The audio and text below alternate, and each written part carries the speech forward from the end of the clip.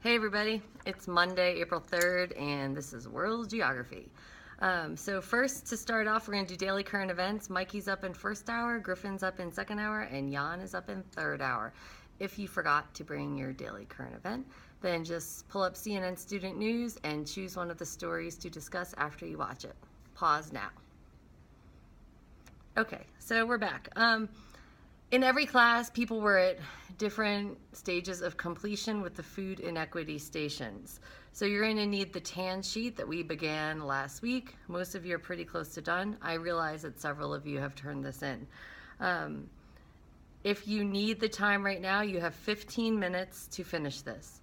And if you don't need the time, then Mr. Powell, our substitute, is going to just continue with what we have next. So pause this now. Okay, so now that you're finished with those food inequity stations, thanks for doing that. You're turning those tan sheets into the inbox by the door, the ones that say first, second, third, and seventh hour.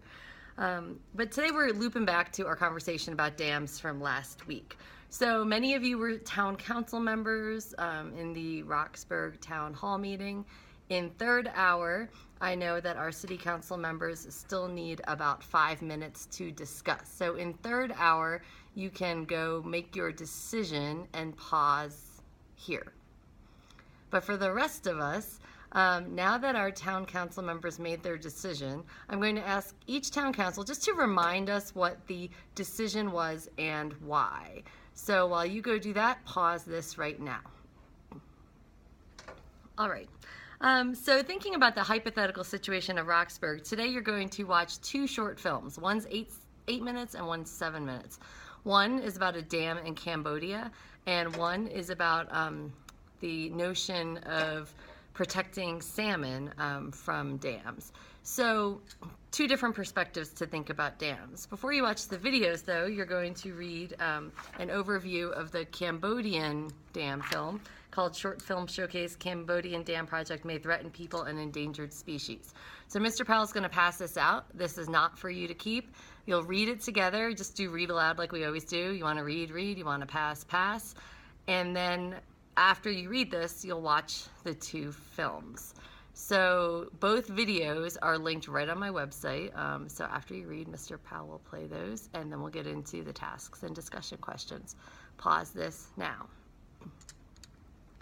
Okay, so now you've watched both videos, and there are three things I'd like you to do with your tables. The first one, and you'll see this on the screen when Mr. Powell pulls it up, compare and contrast the information in the two videos by way of a Venn diagram. So what similarities and differences exist in the films in terms of content, tone, facts, images, details about dams, reasons to build dams, reasons not to build dams, reasons to support different cultures, reasons to not support different cultures.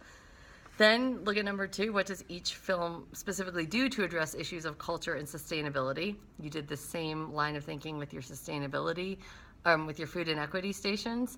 And then finally, and the last one's your own opinion. In your opinion, which film makes the most compelling argument, or most convincing if you're not familiar with the word compelling? And what's the evidence the filmmaker uses to do that? So after you discuss this as a table and write your own responses in your notebook, you can use the remaining time to discuss this as a class. Thanks, and I will see you Wednesday.